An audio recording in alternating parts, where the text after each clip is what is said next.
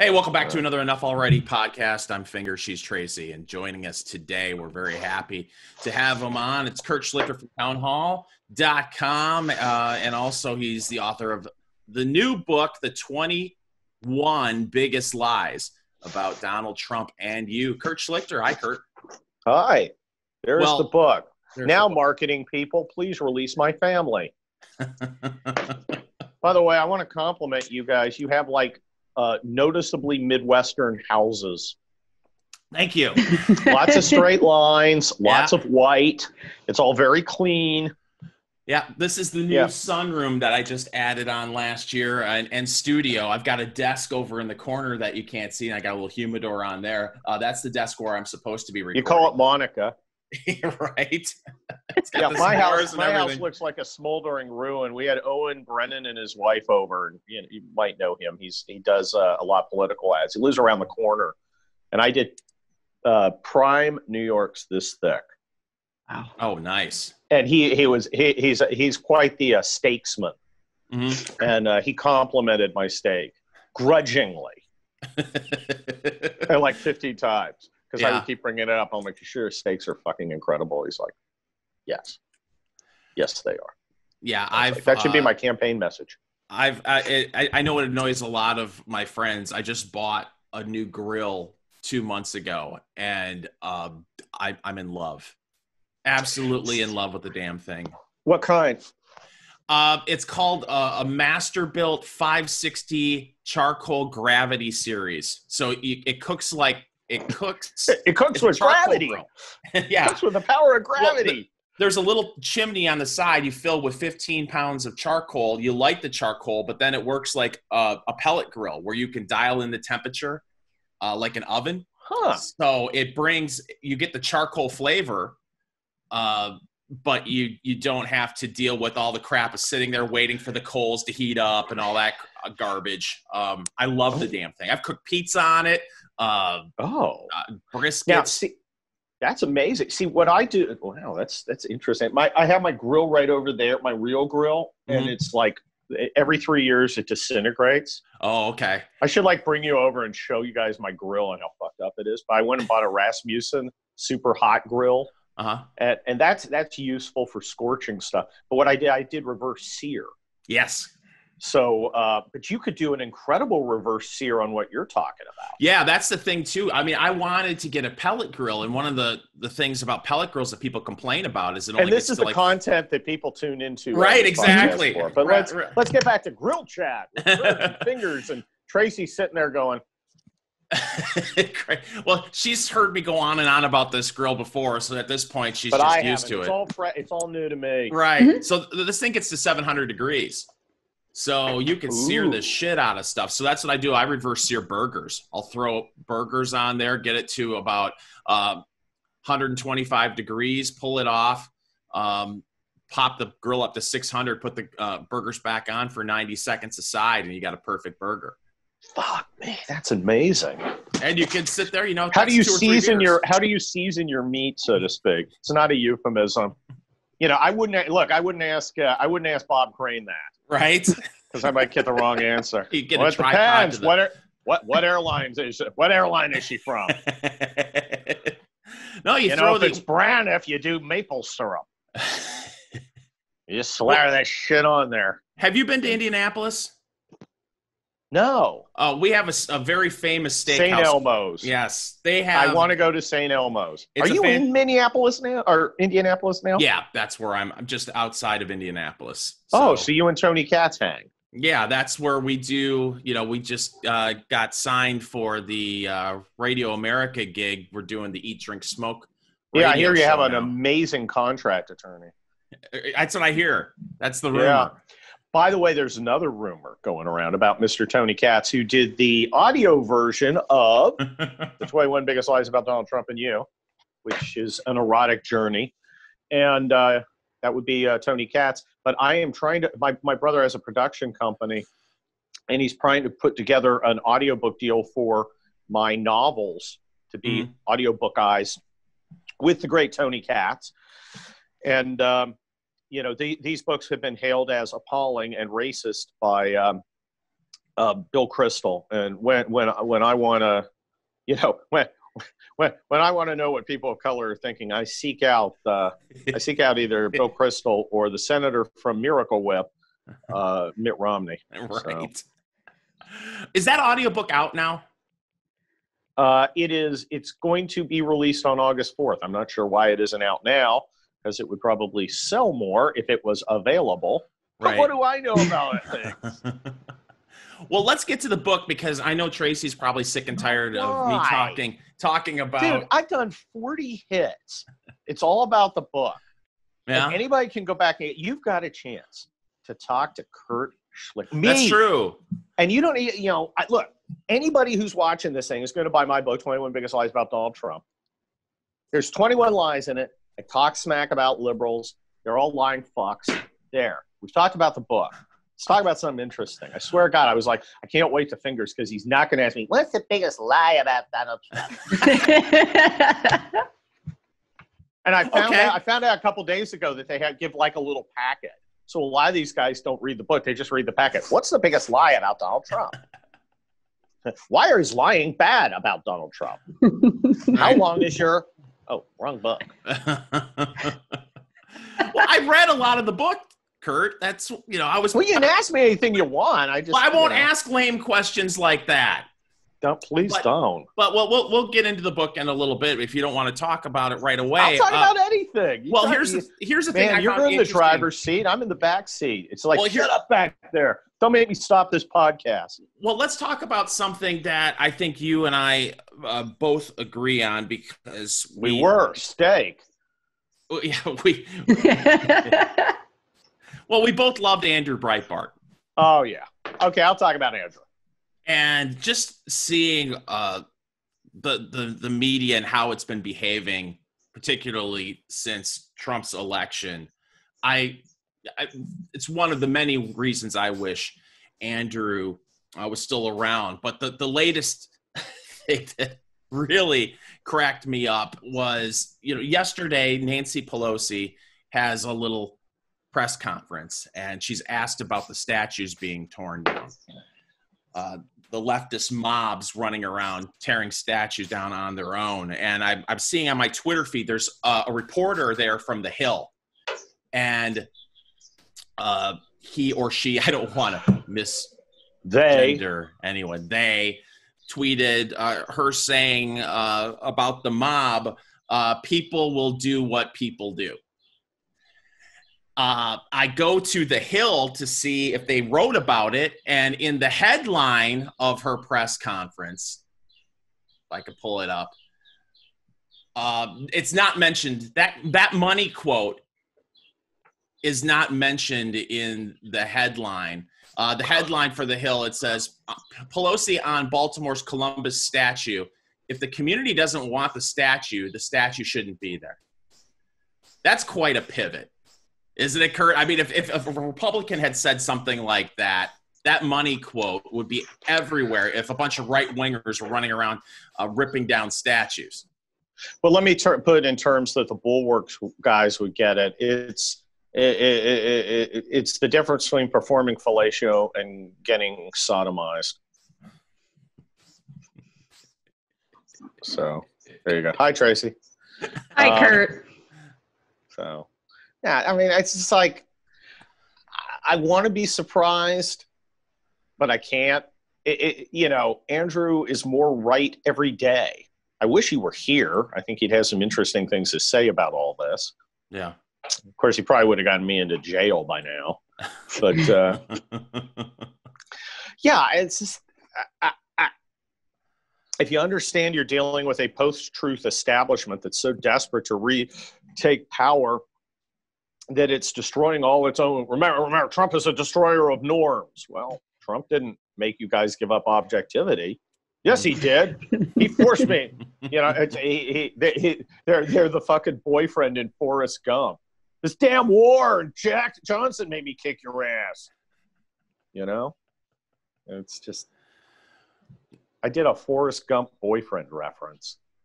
Wow. It was bound to happen. Somewhere Dennis Miller's going, yeah, that's easy. You're a shit. Watch how I do one on his show next time. Yeah. Well, no, I hate doing it, but I keep being drawn back into doing the whole because it's a lazy take saying, well, if a Republican did this, or if a conservative did this, if a right winger did, but it's so hard not to. It's lazy, but it's become cliche because it's so applicable. You know, it's evergreen. Yeah. It's like, look, a blade of grass. You know, hey, there's dog shit on the lawn. Yeah. You know, I look, I think we have to destroy all our institutions, which is not as hard as you think because they're all destroying themselves. See, our institute. Let me get a big picture here. Let me get meta. You know, we have a garbage ruling elite. It is unaccomplished and full of stupid people who are greedy and incompetent. I keep using this example. You have World War II. The World War II generation, they beat Hitler, they bring us out of the Depression. Pretty good achievements. 60s generation, they put a man on the moon, they actually dismantle actual systemic racism. That's pretty good achievements. Ours has Iraq, the Wall Street meltdown, and Grindr. So, you know, we're not dealing with superstars. The problem is, for people with so much reason to be humble, they are remarkably lacking in humility. Yeah. It's actually kind of remarkable. And because they can't conceive that they suck, they're scandalized by the whole idea that we've rejected them. Trump is a giant rejection of our garbage establishment. And they've taken all these institutions that they never built, they inherited, and they're driving them all into the ground. You look at academia, as my brilliant town hall article of Thursday, the 9th of July, which was read on the air by Rush Limbaugh, who he had some trouble with my imagery, most of which involved, you know, penises. It was already being battered by technology. You know, the idea of the 4-year party school vacation, and then you get a diploma, and then you get to be in the in the elite class. It's already dying because it doesn't work economically. Technologically, there's better ways to deliver stuff. And they were just providing a shitty product. And then now, because of the pangolin pandemic panic, you know, they don't even want to have school at all. Harvard's like just giving up the game. They're just like, well, you know, you can pay us the money, do it online, and you still get the same diploma. Yeah. Okay. So, you know, with some of the boutique colleges, it's basically if you get admitted, you're done. You're finished. There are ones that are rigor. MIT is probably pretty hard. It's hard to fake science. You know, Cal Poly, but you know, it's going to be the shitty mid-level liberal arts college like Goucher College, home of distinguished alumni Jonah Goldberg, and now the constant punching bag of my academia slights. Goucher College. What the fuck purpose is Goucher College? Why are you going to spend $60,000 to send your fucking kid to fucking Goucher College when you can go online and get the education? I'm just a Midwestern boy, Kurt. I graduated from IU, so I What's never IU? actually Indiana University. Exactly. Okay. I don't fucking know. I went to UC San Diego before it became a top 10 school. Uh-huh. It was my first legal scam. You may not realize it, but I did poorly in high school. I would like get Fs, and I was so lazy. I turned 18 and I could sign my own sick slips. I wouldn't even bother. So I would like get Fs in like math because I was just too lazy to even pretend to get excuses. And so I had like a 2.1 or something in high school. But surprisingly, I do really well on standardized tests. I mean, like really well.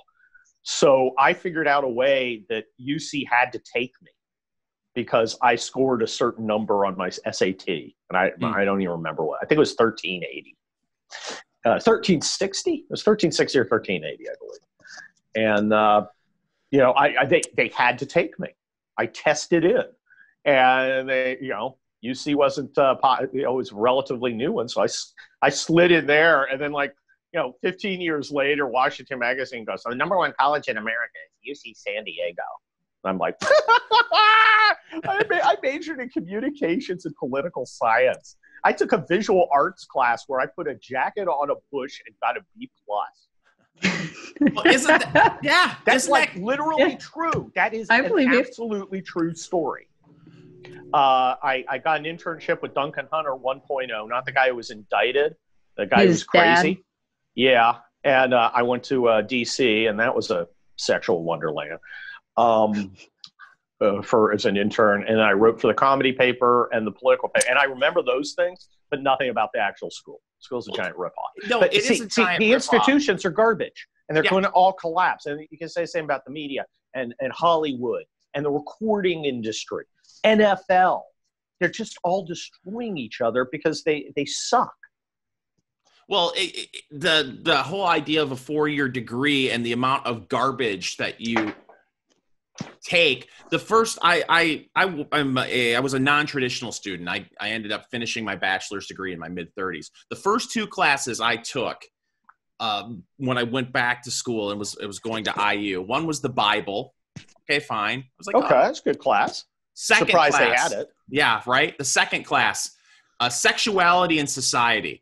It was 15 weeks of watching the most freakish porn I had ever seen in my life. And your fingers malloy. Right. And your shit was shocked. Yes. And I spent... Yeah, the guy whose browser history is freaking behind barbed wire. Right. I spent $400 on a class watching the most disgusting porn in the history of porn. And then you have a professor going, oh my God, look at that. That's magnificent. Let's rewind this again, and try to make it sound... in an academic setting. That explains why you did a dissertation on Chuck Berry, but you're not a music student.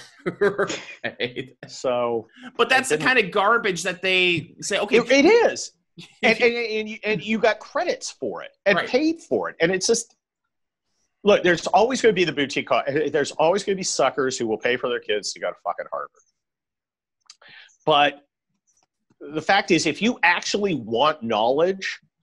If there are actually skills you have to have, like law school, I had to pass a bar exam. So, and the funny thing is, I took a break between college and law school, and I was out leading soldiers in a war. And then I show up at law school first day, and there are guys there wearing their frat t-shirts. And I'm like, okay, children. I was prepared every single day for law school, and I partied hard.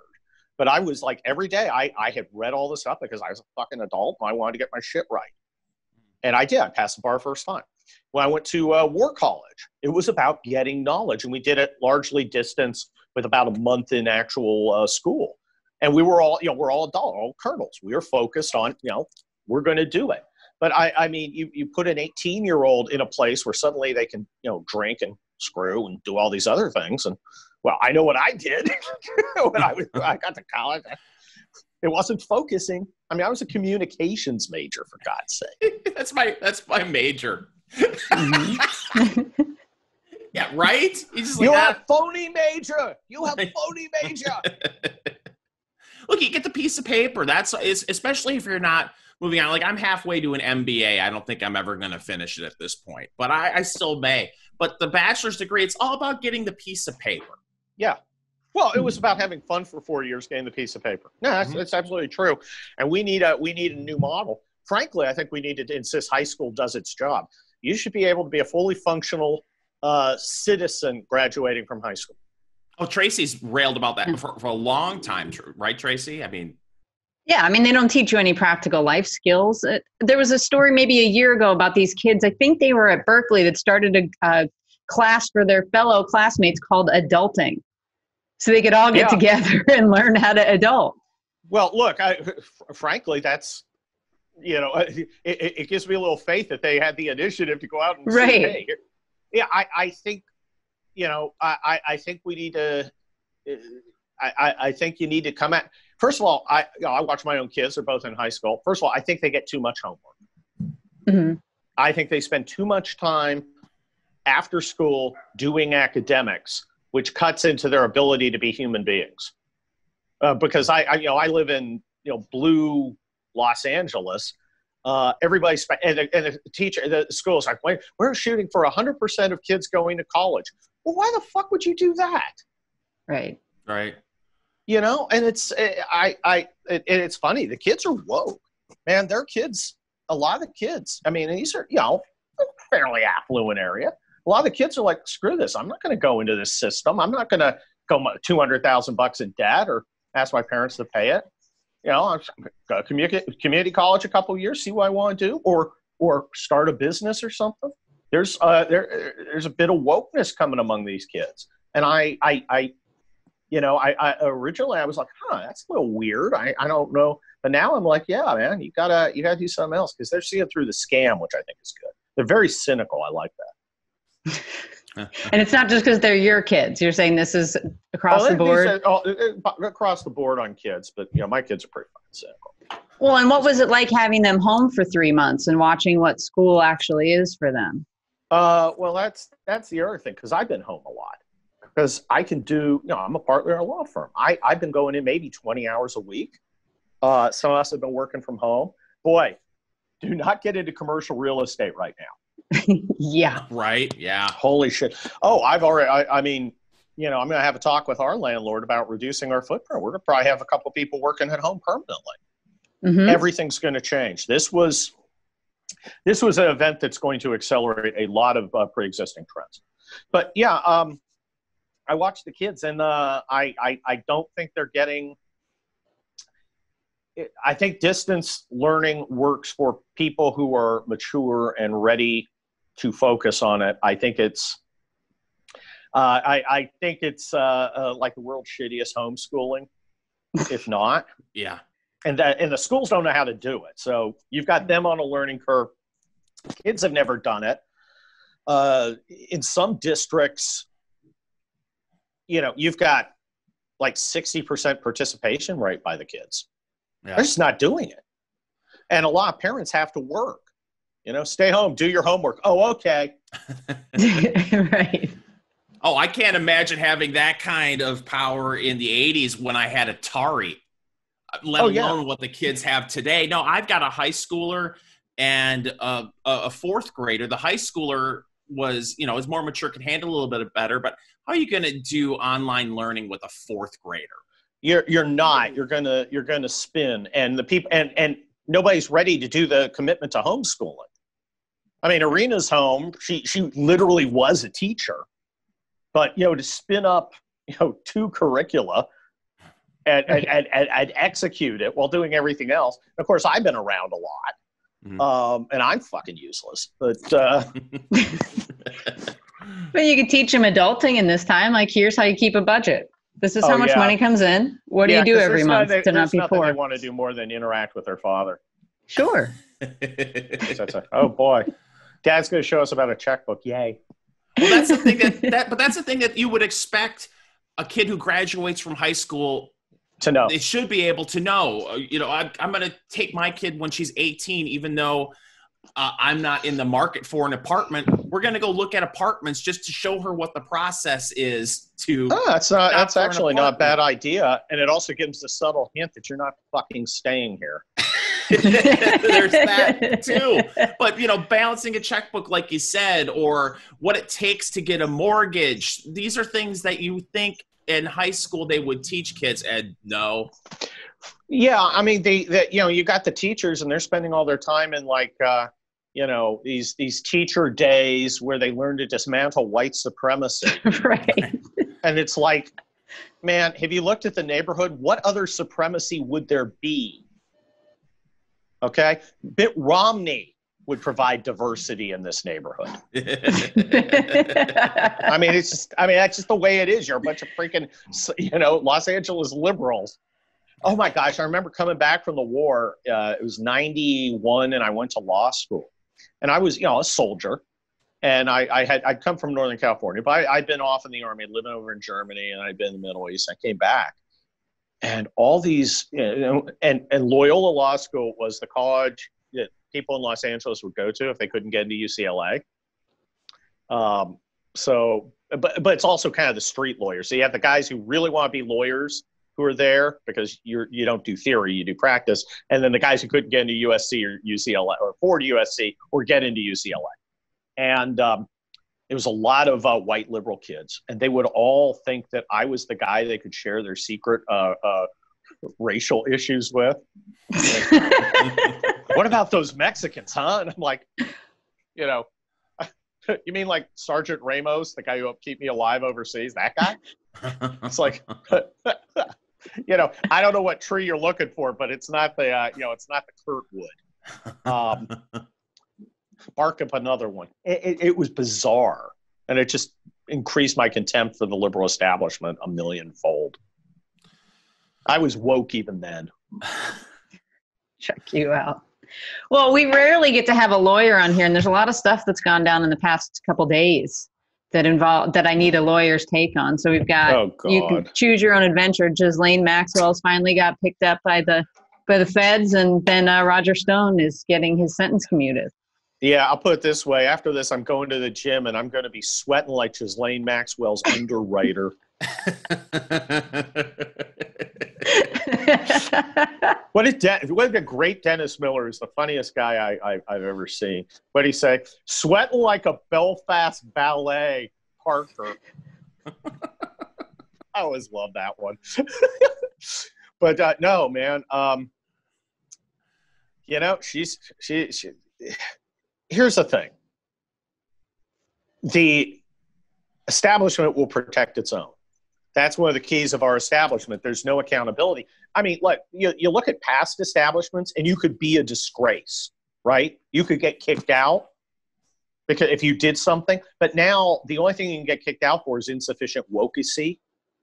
Right. So it's like, oh, you used the wrong pronoun. That's terrible. But if you're pulling a train on a bunch of nursery school kids, well, teach his own. They'll cover that shit up.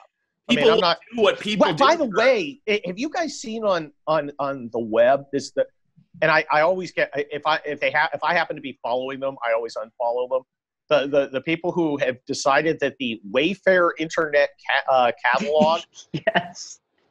Is somehow selling children in some mm-hmm. sort of bizarre pedophile ring because they they call it, here's a love seat called Susie, and it's like they're secretly coding, because if you were doing something like that, you would want to do it right out there in public instead of on the dark web, Yeah. Or yeah, I have a feeling a lot of those guys are like Paulie and fucking Goodfellas, that they don't even touch a phone themselves. I don't know. Ask Ghislaine Maxwell. Maybe she can it. Yeah, but I don't think there's going to be any accountability. She'll get charged with something, and she may take down a couple fucking nobodies. Mm-hmm. But I mean, it's not like you're going to get. Well, yeah, I saw Bill Clinton in a hot tub. With a couple of middle schoolers. It just ain't gonna happen because they protect their own. There's no accountability. Well, it looked like I read the indictment, and it was only crimes from 94 to 97, I think. So that kind of puts the Clintons off the table. Well, there's a little, we're under it. There's a little, there's a little statute of limitations issue in there. Also, yeah, they didn't. I thought it was interesting that it was 2 weeks after Barr fired that Southern District of New York guy that suddenly she gets popped. Yeah, they're not exactly pedal to the metal on accountability to the establishment. Even fucking Durham, whose mustache competes with Bolton's, is most formidable. He seems to be taking his sweet time. Yeah, well, we may not have a report till after the election. Well, I bet they will eagerly pursue these avenues of justice if Joe Biden gets in. Sure. The thing I hate is when conservatives pretend this isn't all bullshit.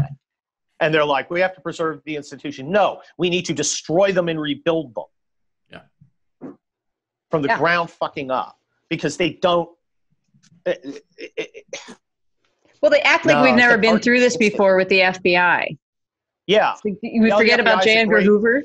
Yeah. Well, you Yeah. know, at least, J. Edgar Hoover may have rocked a little black dress, but at least he fucking locked up some commies. You know, these guys, when they're not fucking sending the most anodyne sex texts to each other that imaginable, you know, and they're all, there's nothing worse than ugly people fucking. And they're, I mean, you know, I love how they can spare 15 people for fucking Bubba Wallace's troubling garage pool. But there's, you know, assholes knocking down statues and fucking where's the FBI? You know, Ephraim Zimbalist Jr. is probably going, huh? On a side note, Tracy, you think it's okay if we name this episode "There's Nothing Worse Than Ugly People Fucking"? Sure. He's right. Yeah, right. Well, what's your take on the Stone? Change my mind. Schlichter, that's your change my mind. Change my mind.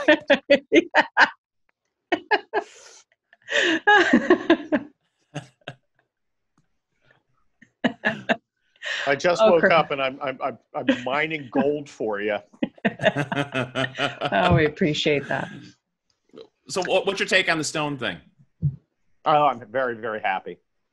Very happy. I mean, the whole thing, first of all, he's sucked into an investigation. That's bullshit. Okay? Yeah. So they get him on a process crime related to a bullshit investigation, which is troubling in the beginning. Not necessarily dispositive, but you should be troubled that, well, there was no crime, but you violated, you know, you obstructed justice where, you know, frankly, this wasn't, you know, about justice. Okay, that's troubling. Then they send the fucking SWAT team to get him. And they send it with CNN looking.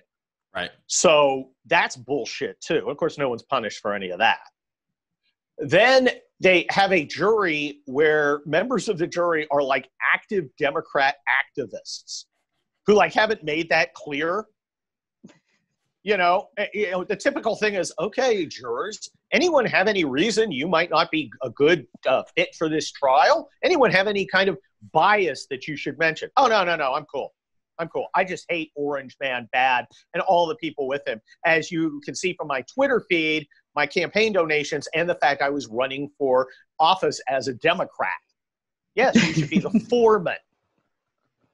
I believe, and here's the thing, I believe that this woman was, they used what are called peremptory challenges. You can kick 6 people without a real reason. And they ran out. Oh, gee. Running out peremptories in Washington, D.C. when you have Roger fucking Stone, a friend of Trump. Right. What a surprise. So they go to the judge and, you know, I mean, you think, okay, Your Honor, she's, you know, Democrat candidate, active. Her Twitter feed talks about, oh, no, she can be unbiased. She stays. Are you fucking kidding me? I've had people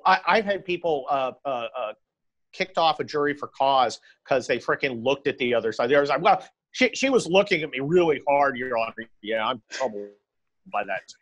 She's gone. Thank you for that. You know, Mr. You know, juror number 8. Thank you for your service. Your excuse. And to keep it on, and it's just, I mean, and then of course they find out more about her, bring it to the judge. Nah, still cool. Yeah. So we're going to allow you to be convicted by a jury where someone is an active partisan who fucking hates you and is manifestly biased, and I'm supposed to pretend this is justice. This is very important for Trump, not only because it is justice, but because it shows that he's going to have our people's back. Doing this, we put him in so liberals couldn't get away with this bullshit, and it is vital that they not. And I think it energized us, and I think Adam Schiff comes, it's a terrible thing, and of course that fucking pussy Mitt Romney with his sons. Torg, Tug, Tug, Tog, Bean, Freen, Ween, and Peen. The Romney Jugend. And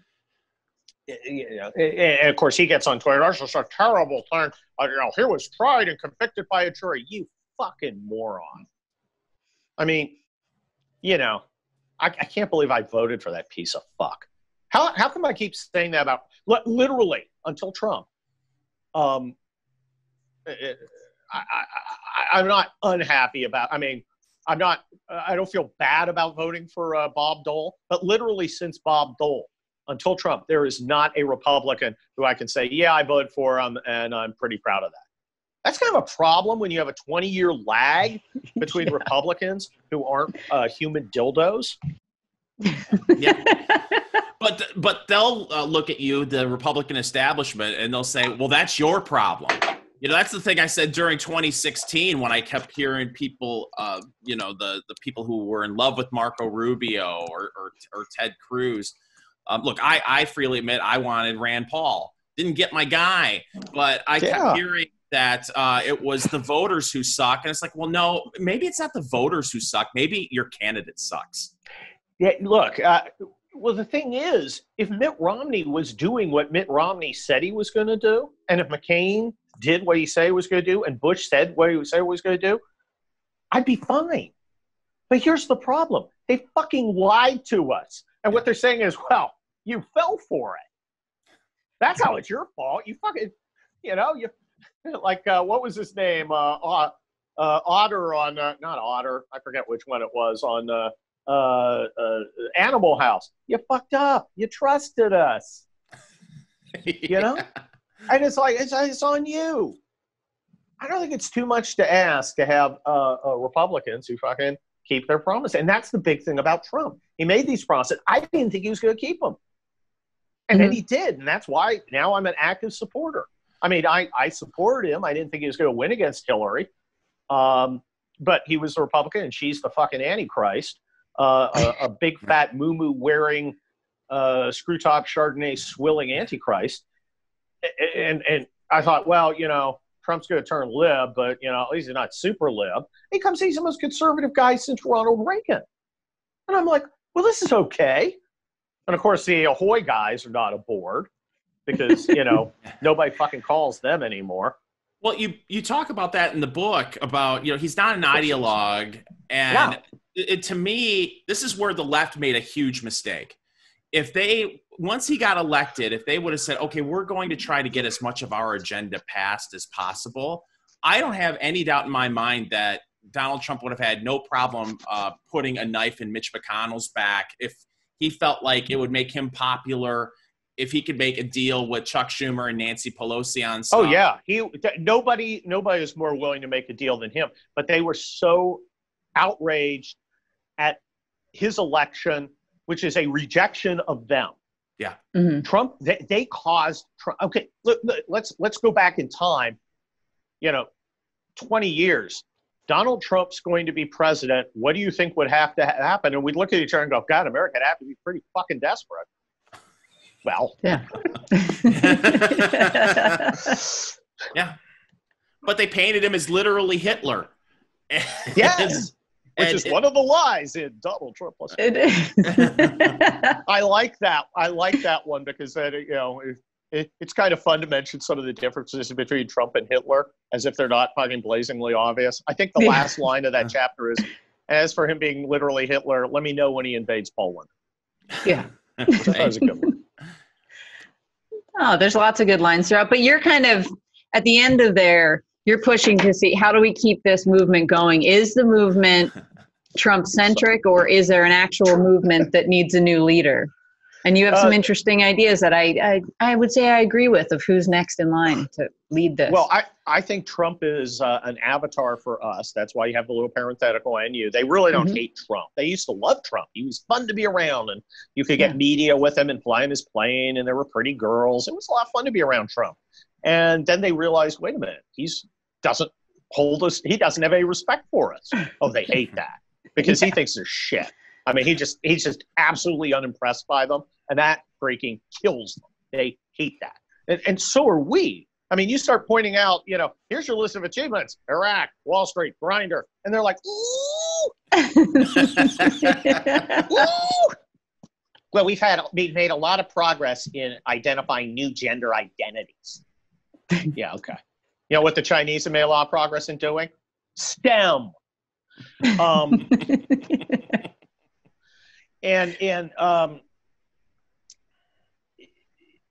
I don't think that Trump, like I said, he's the avatar. He is the symbol.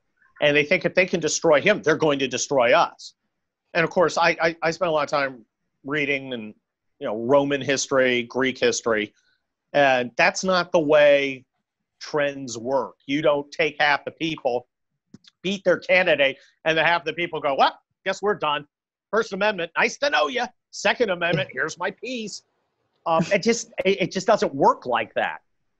But they think they can lock in the status quo permanently by getting Joe Biden, because they will change the laws to assure that they maintain power forever, which, of course, is like going, I know how to handle this pustule. I'll just rub more grease around it. And, eventually boils get lanced one way or the other. And they're too, but of course, they're too unaccomplished to know. They literally know nothing about history. They think they're like inventing it. And none of this has happened before. And it's like, half of Roman history is one set of Romans that feels treated like shit rising up against the other half. Okay? That's how you got Julius Caesar. That's how you got Augustus. That's how you got various fucking emperors. That's how the Republic fell. Hint, hint. I keep saying, Trump isn't our last chance. Trump is your last chance. And in the short term, there are a number of people who might be able to take up the mantle. Nikki Haley is not one of them. That bitch is unwoke. Look, here's how much she sucks. She takes a picture with John Brennan. And Jesus. and puts on Twitter. And I'm like, you tone-deaf, stupid bitch. I put I mentioned on Twitter, perhaps a potential GOP candidate shouldn't be around someone who's, made it a point to destroy the ability of Republicans to govern. That sends a fucking message. It sends a message that you're fucking soft. I'm not talking about cancellation culture. I'm talking about how do you rally your and she actually responds, well, I think we should build bridges and work together for a better tomorrow. With Brennan? You're a fucking moron. Right. What's wrong with you? Who's the fucking engineer on the other side who's sketching out the fucking suspension cables? Right? Exactly. Who's the one? Who's the one fucking reaching out? What's the compromise? Right. Okay, we're not going to ban all guns. We liberals will keep ours. Sounds fair to me. Right. It's compromise. It's building bridges. There's a bridge. I mean, and she just sucks. And of course, all the establishment people are wetting themselves because they would be perfectly happy under a normal Biden administration. Of course, it's not going to be normal because, Pinocchio's got a bunch of leftist Geppettos and, he's never turning into a real boy. No. He's never leaving the basement. Yeah, that crypt-keeping motherfucker's gone full Jen Rubin. And they pretend the situation is simply what it is 4 years ago, where they don't understand that the elite has become so desperate that they're riding this tiger of hardcore leftists who also want to destroy them. Yes. You get kicked off the tiger, it's going to stop and eat you. I'm not chasing that conservative. Fuck, he's running. You're on the ground on your back like a cockroach. I'm digging into your entrails. Look at that this week. 150 center-left folks, J.K. Rowling, Noam Chomsky. Noam Chomsky's now center-left. Salman Rushdie signed this, just this fucking sissy letter about, free speech is, it's important. I mean, and of course they're adding, obviously we're facing the authoritarian challenge of Donald Trump. Great. What's the name of a person Donald Trump has successfully canceled? So they do this and they immediately come under attack for supporting in the most generic, wussy way possible the idea of free speech. And the way this battle ends is when these center leftists realize they've got to ally with us. Yeah. Are they going to come to that realization? I mean, you talk about them not knowing history. I look at this and I see the French Revolution. It's like, you need the Napoleon to come. Yeah, I think they'll look for their victims in freaking New York and not, rural Texas, because in New York, A, they're closer. B, in rural Texas, motherfucker will shoot you. Yeah. And at some point, that poor guy in Missouri with the AR-15. There's a lot of fucking AR-15s around there. At some point, these guys are going to get uppity. You know, they're using their soft power, their social soft power, to gain power and harm people by destroying their livelihood. There are two kinds of power possessed by normal Americans. One is political power, and they're trying to use that through Trump, and they're being frustrated in using it. And the Democrats are flat out saying, we're going to frustrate even more by essentially making it impossible for you to elect anybody to protect your interests. Okay, well, we have another kind of power. What's the argument for us not using that? Yeah. I mean, why am I required to submit when I don't necessarily have to? And when I turn on the TV and see your team tearing apart cities. Well, yeah. And you all applaud. And apparently I can't get the virus if I'm looting and burning. And yeah, exactly. And notice how that only happens in cities where you have a Democrat mayor, Democrat DA. So they have complete top cover. They order the cops to stand back and they won't get charged with a crime. And then they do it at these things. And you know, I'm sitting here in LA, there's no rioting going on within my site or within yours or within 99.999% of our people. But if you look at the TV, it looks like it's going on anywhere because the media wants you to make you think it is to make you feel out of power, out of control. And people are reacting not as they would, but they've gone out and bought 9 million guns in the last 3 months. Right. And I've had a lot of people who didn't own guns before talking to me about it. And my feeling is if you are making a commitment to buy a gun, which costs money and it's a fairly serious responsibility, you're never voting for a Democrat. You have fucking converted. By the time you're at the gun store in line with everybody else, you have converted. You're not going to say anything. It's not going up on your Twitter. I get them all through DMs or emails. But you have fucking changed. And that's why I'm a little suspicious of polls. First of all, I believe the media would actually invent polls. After what we saw at Mount Rushmore, why would they, if they will make up something, just total bullshit about something that's one click away that you can easily check, you can't check their work on the polls. You look at crosstabs, and some people do, but you can't check their work on polls. Right. It's easy to lie, and it super supports their agenda. So I don't believe the polls. I believe there are a lot of shy Trumpers out there. I mean, and frankly, if you're called on the phone and somebody calls you up, hi, who do you support for president? Glorious Joe Biden, friend of the working man, or orange bad man? Oh, why, yes, total stranger. I would like to register my support for the guy who everybody says is literally Hitler. I would like to do that to you, total stranger. I wouldn't be surprised. I wouldn't be surprised if he flips Minnesota. I would not be surprised. I mean, look, it's going to be a tough fight because, two parties and Biden could win.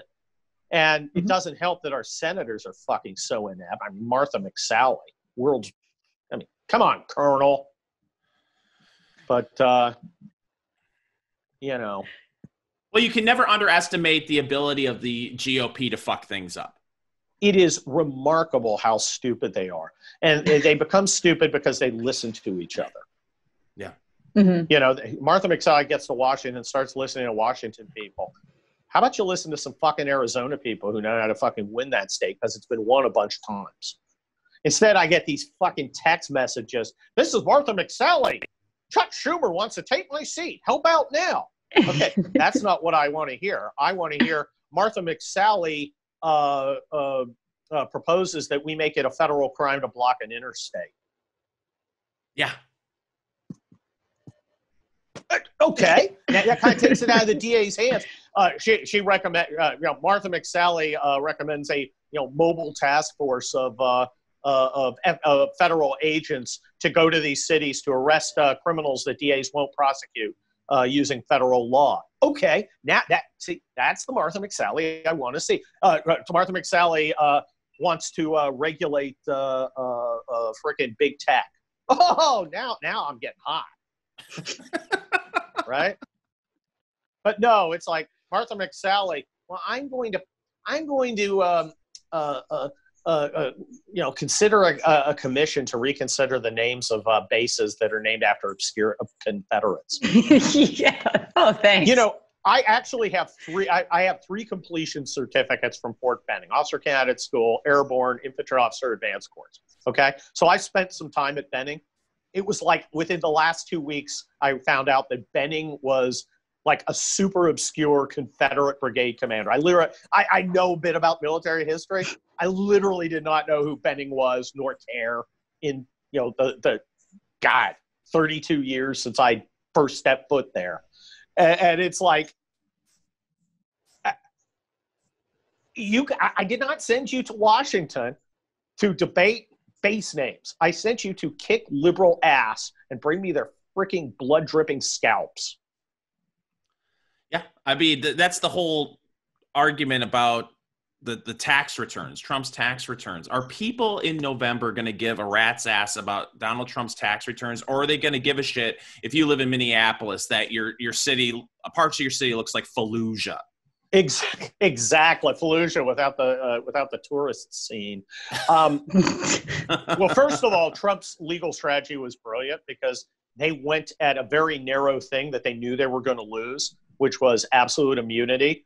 So by 9-0, every justice said, no, there's no absolute immunity. And they're like, oh, throw me in the briar patch. I guess we got to go back to court and decide whether in this specific case it's appropriate. And that's only going to take another 2 years. So 2 years from now, we'll see something. And here's what's going to happen.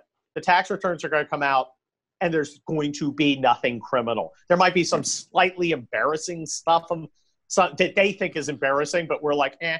But there's not going to be anything criminal because he's had battalions of fucking lawyers and accountants going on because he's a high-vis guy, right?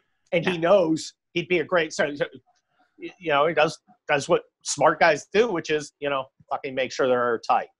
If there's any question, write the check. Oh, you mean he doesn't do his own taxes by himself on TurboTax on April 14th? He gets his shoebox, cruises down to the fucking H&R Block. Melania comes down. Here's receipt for. Here she comes down. Can we deduct her purses? Right? Can we deduct canning expense? Okay. Yeah. She's got a candle making business. Is that a business loss? She sells a lot through Gwyneth Paltrow's site. Yeah. Yeah, I want to deduct the 15th bedroom. Is that it's a home office. Can we? Yeah, she sells essential oils out of that office. Essential oils. Hey guys, I'm gonna have to go in like a couple minutes because I got to go to the gym and again sweat like. No, we'll wrap it up. But I wanted to hear Kurt's prediction for who takes the MAGA mantle in 2024 because I dig it. Oh, that's a big secret in the 21 Biggest Lies About Donald Trump. You got to make it all the way to the end. Yeah. To the epilogue. Which is there's a bulwark joke in there somewhere. Is it John Huntsman? No. But how are those guys going to survive with the cruise industry shut down, Kurt? I know they're dying. Yeah. They're dying. And I can't help fucking with them.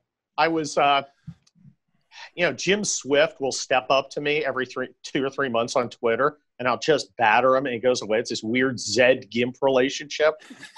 And today I was like fucking with him. I was like, yeah, my book's sitting in the low hundreds on Amazon, and Rush read my article on Friday. Jim Swift ate 4 hot dogs and watched late night Cinemax. Oh, God. Well, get his book, The 21 Biggest Lies About Donald Trump and You. You can find it on Amazon and bookstores everywhere. Kurt, thank you so much for joining us. Thank you.